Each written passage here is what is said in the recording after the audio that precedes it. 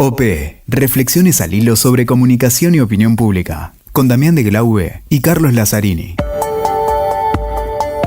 Hola, ¿qué tal? ¿Cómo les va? Acá estamos nuevamente con Damián de Glaube. Hola, Damián, ¿cómo estás? ¿Qué tal, Cali? ¿Cómo andás? ¿Cómo viene esto? ¿Hacia dónde vamos hoy? Muy bien, y ya llegando al final, los últimos episodios de esta tercera temporada de OP, donde nos hemos dedicado, y la verdad, yo estoy muy contento de que hayamos elegido esta línea para la tercera temporada, que tiene que ver de establecer conversaciones con los autores y autoras de libros relacionados con la comunicación política y la opinión pública.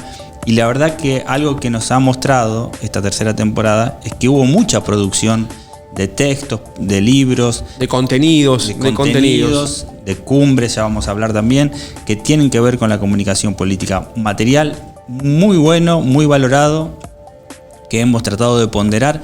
Y en este caso vamos a hablar con Julián Canarek, que acaba de publicar su libro en Uruguay, que se llama Trascender lo reactivo, sumamente interesante. Que además apunta, Cali, a cuestiones que si bien se dan en el campo de lo digital mayormente, son cuestiones de la política. Atraviesa todo. Exacto, clásica, de la disputa política, y que generan en un nuevo contexto algunas cuestiones que tienen antecedentes. Es sumamente interesante su análisis. Sí, un libro editado por Debate, así que vamos a conversar con Julián. Vamos a ver que el libro atraviesa temas que tienen que ver con la democracia, la complejidad, la tensión que se vive actualmente, el ecosistema de medios, la rebeldía de derecha, la política y la comunicación. Bueno, temas que siempre son parte de la conversación. Exacto, Cali, así que vamos hasta Montevideo y hablemos con Julián. Hablar con Julián.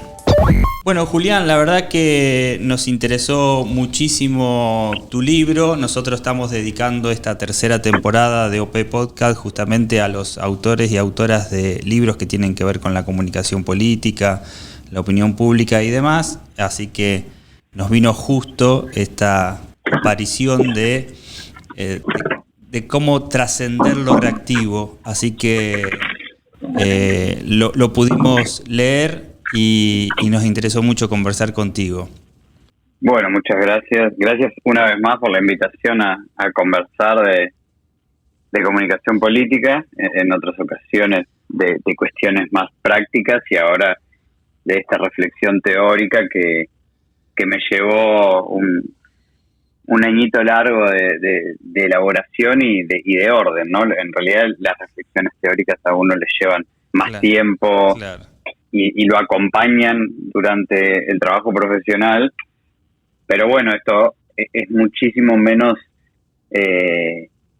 no emana del trabajo profesional del día a día, no es sobre el trabajo que nosotros hacemos, sino que es parte de un estudio coyuntural del estado de ánimo de la opinión pública, se podría decir que regional y mundial.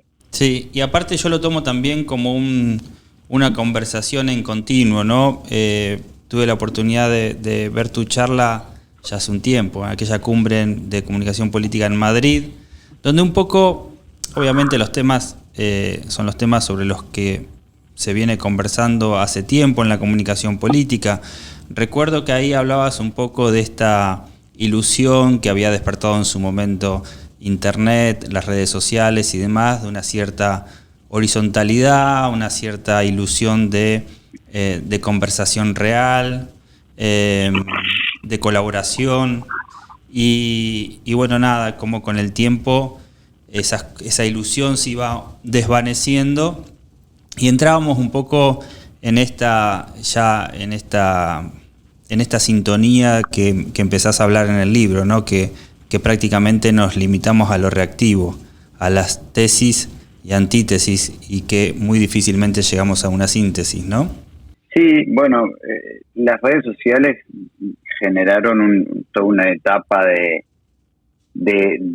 esperanza democratizadora de la conversación pública, prometiendo algo que era romper una balanza desigual en el peso de la conversación pública y en cómo se marca la agenda desde los viejos emisores que concentraban el poder de la emisión y los antiguos receptores pasivos.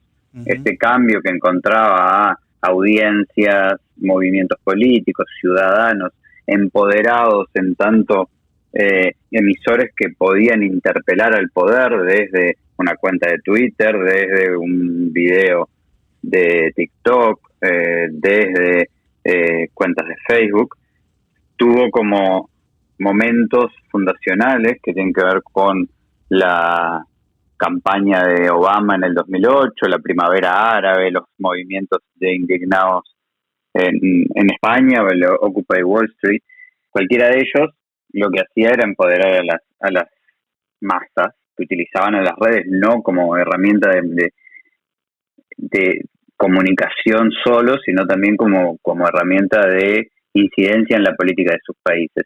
Eso se fue transformando y se fueron encontrando algunos movimientos de la política que empiezan a ensuciar y a manipular y a generar todo un velo de desconfianza sobre las redes. Pero además el comportamiento algorítmico está diseñado, los algoritmos están diseñados para darnos a nosotros, usuarios, todo aquello con lo que previamente vamos a estar de acuerdo, que nos va a gustar. Y esto tiene una explicación que es meramente comercial. Si las redes sociales, que son empresas que quieren ganar dinero, nos dan un menú de opciones que algorítmicamente nos conoce, lo que hacen es poder tenernos más tiempo en esas plataformas. Y al tenernos más tiempo en esas plataformas, tienen más atención nuestra para venderle a sus anunciantes. Pero además, como nos conocen más, a sus anunciantes le pueden decir qué tipo de cosas nosotros consumimos. Entonces, eso, que tiene una explicación meramente comercial y de mercado, termina incidiendo en la forma en la que conversamos y pensamos la política. Y ahí es donde se empieza a moldear una forma de conversación que nos tiene segregados en burbujas de atención o en cámaras de eco, donde terminamos consumiendo aquellos contenidos con los que previamente estamos de acuerdo, o terminamos consumiendo los que aborrecemos o aquellas cosas con las que no estamos de acuerdo o que están en las antípodas de nuestro pensamiento, las consumimos filtradas por alguien que dice lo que nosotros ya creemos, que es utilizar un tuit de alguien que se está burlando irónicamente de una posición extremista para reafirmar nuestra posición previa. Y eso es lo que está en el centro de la tesis del libro, que es cómo hacemos para trascender el impulso reactivo que nos lleva a moldear tanto nuestras conversaciones, pero mucho más profundamente las formas en las que se piensan los proyectos políticos, más allá del modo reactivo, porque si no lo que estamos haciendo es generar una identidad política por contraposición, que es siempre reaccionar a las aberraciones de alguien que se anima a provocar a lo políticamente correcto, que está dispuesto a dar un paso más allá de los cánones establecidos de la tolerancia democrática.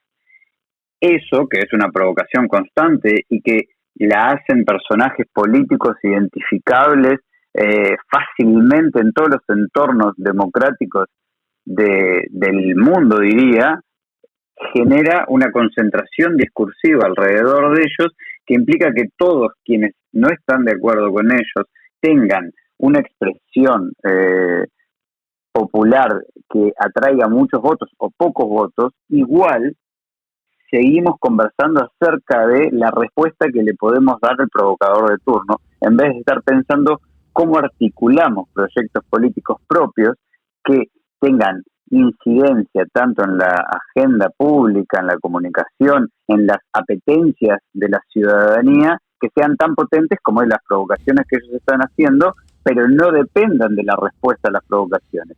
Y ahí es donde, en la última parte del libro, hablo un poco de cuál es el papel de la utopía en el presente. La política está demasiado ocupada de resolver los problemas del presente y se distrae de pensar los sueños del mañana. Y ahí algunas algunos movimientos con impulsos nostálgicos, autoritarios, nacionalistas, xenófobos, empiezan a brindarle a la ciudadanía algunas certidumbres, porque también tenemos que entender que estamos en un momento de una larga y fuerte incertidumbre, que además se va profundizando, y ante la incertidumbre la gente quiere que le respondan cosas que ya conoce. Entonces, ¿qué tal, lo Julián? que ya conoce...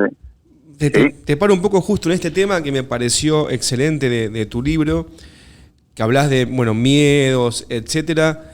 Y en esto me detengo, ya que es un análisis impecable, que estamos viviendo también otra época donde, como bien decís, el supuesto antisistema es aquel que te da certidumbre, que te da un enemigo claro, cosas que ya pasaron en el siglo pasado, pero sin embargo, hoy en esta nueva lógica, en este nuevo mundo digital, funciona, tiene su impacto y hasta es una posición antisistema, digamos, el que está en contra de lo políticamente impuesto desde el algoritmo.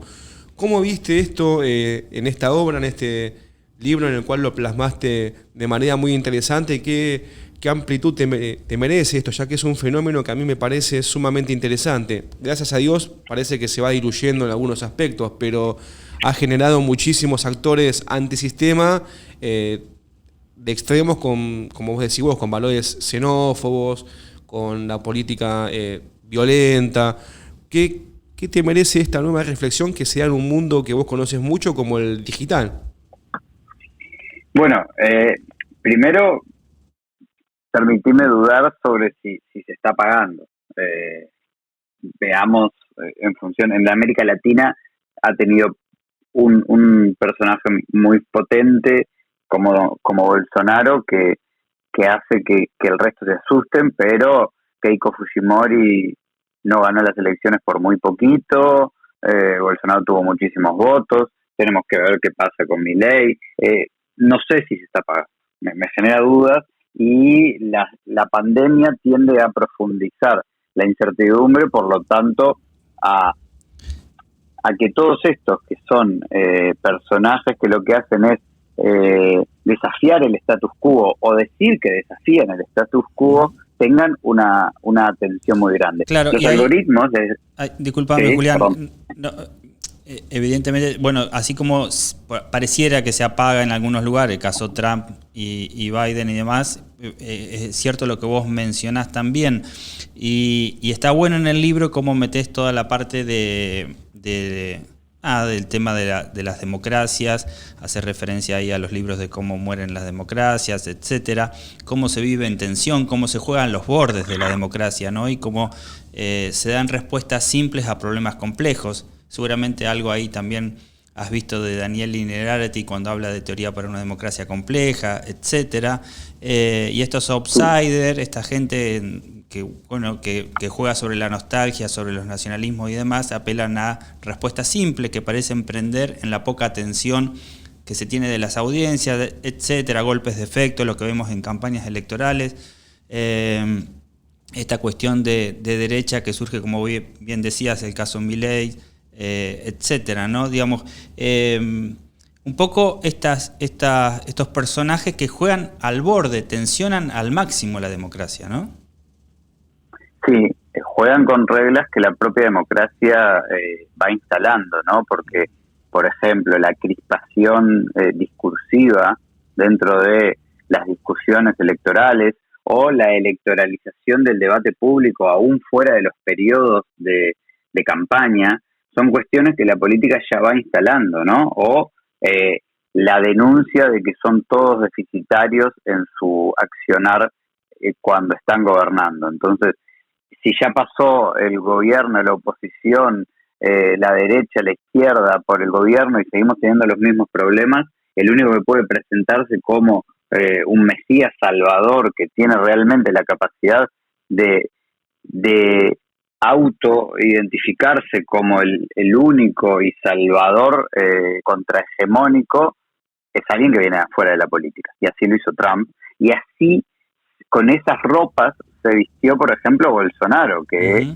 cuando ganó la presidencia era un tipo que hacía 30 años que era diputado, o sea que de outsider tenía poco. Sí, sí. Entonces, son ropajes que le quedan bien a todos porque la misma política fue encargándose de maximizar todos aquellos discursos que enaltecen al que viene de afuera y se muestra como distinto. Y este que viene de afuera y se muestra como distinto puede ser el resultado de la construcción identitaria que hay alrededor de la política de el expresidente Mujica o el expresidente Luis Ignacio Lula da Silva. O sea, ellos que eran la izquierda y que se presentaban en principio como la contrahegemonía, también tenían una construcción que eran, bueno, uno es el presidente pobre y el otro es el sindicalista metalúrgico que llegó a la presidencia. Sí. Ahora estamos hablando de que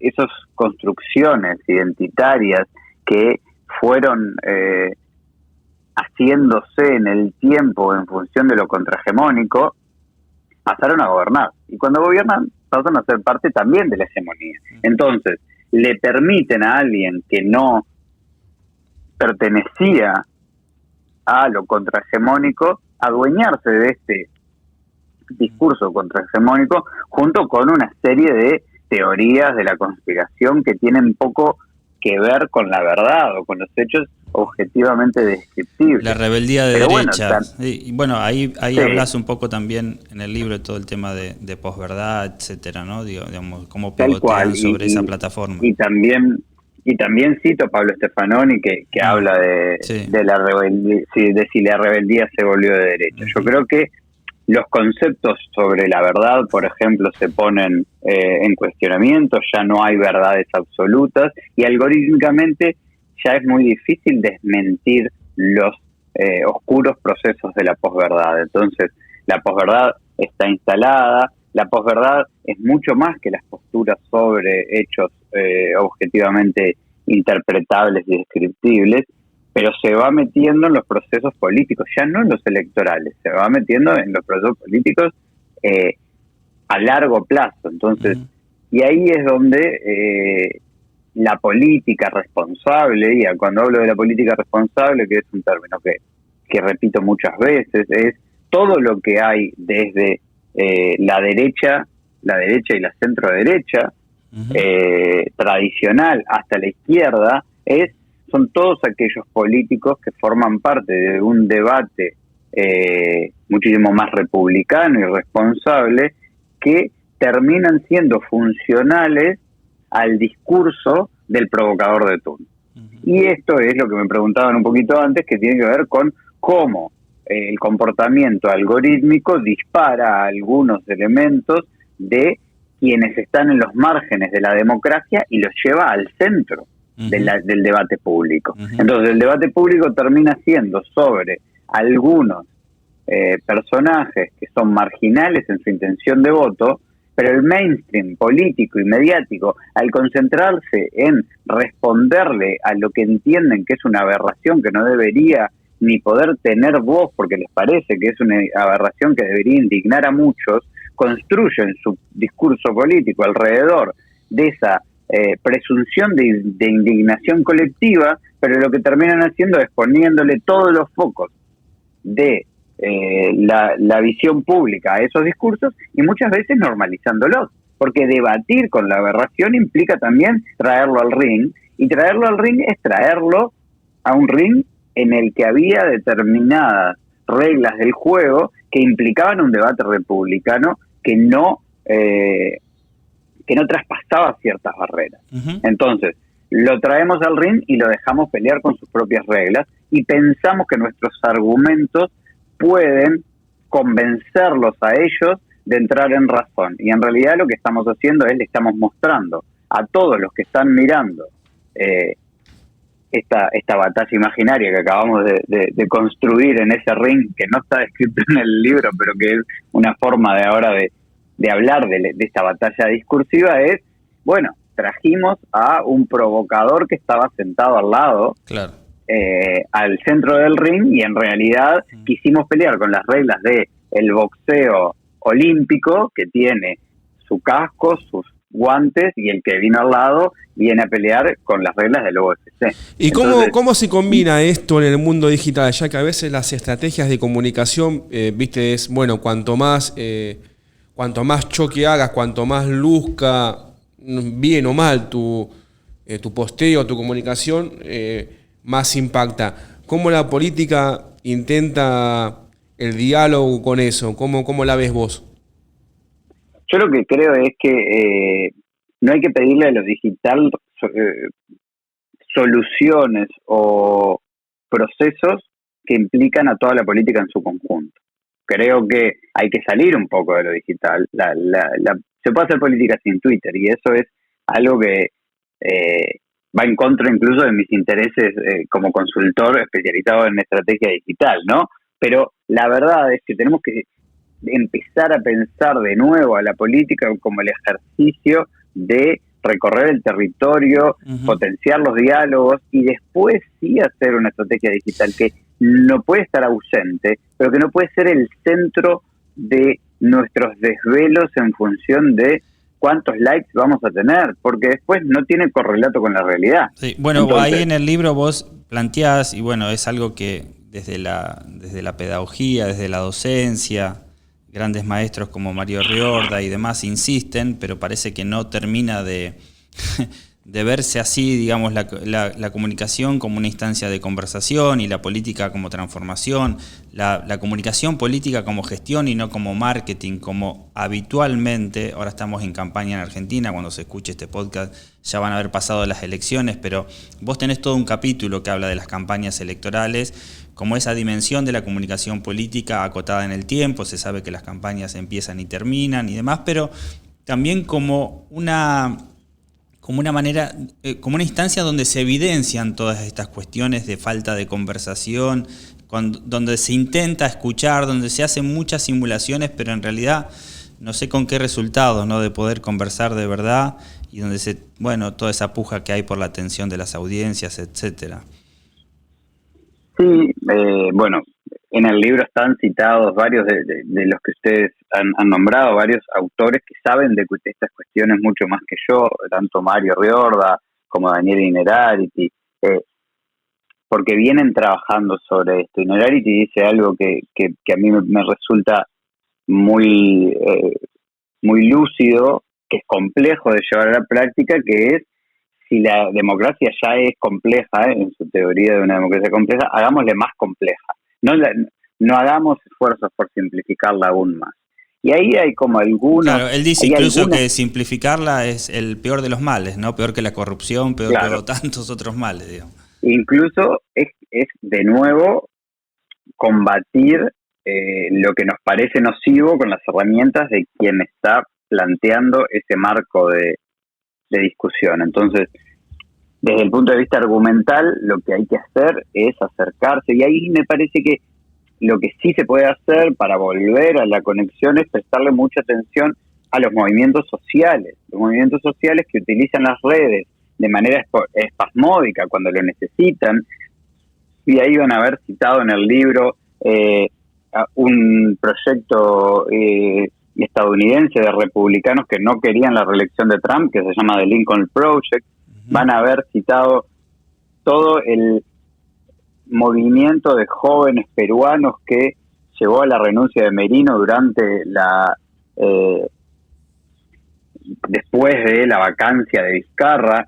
Estas cuestiones que tienen que ver con cómo hay determinados actores de la sociedad civil organizada que utilizan las redes de manera de denuncia, pero que después no tienen o no quieren un correlato en el esquema de la conversación partidaria de la política. Claro, exactamente. Pero no quiere decir que no los movilice la política, los movilizan causas, y esas causas muchas veces son transversales a los partidos. Entonces, ¿dónde está el feminismo? En el feminismo hay mucho para aprender sobre la forma en la que generan una relación con las mujeres que necesitan una causa y un acompañamiento para expresarse políticamente alrededor del mundo. Eso, ¿alguien puede decir que no es una causa política? Es la causa política más importante que está viviendo la humanidad en este momento, seguramente junto con el ambientalismo. Sí. Las dos causas tienen narrativas, formas de comunicación, formas de interpelación al poder, formas de movimiento que son muchísimo más aplicables a lo que generacionalmente entienden las y los jóvenes hoy en día. Entonces, miremoslos, no tratemos de cooptarlos partidariamente, sino de aprender cómo hay algunos que están haciendo algunas cosas que no son la manipulación de datos para influir en una opinión disfrazada de verdad. No, son algunas causas y ahí está un poco muy importantes.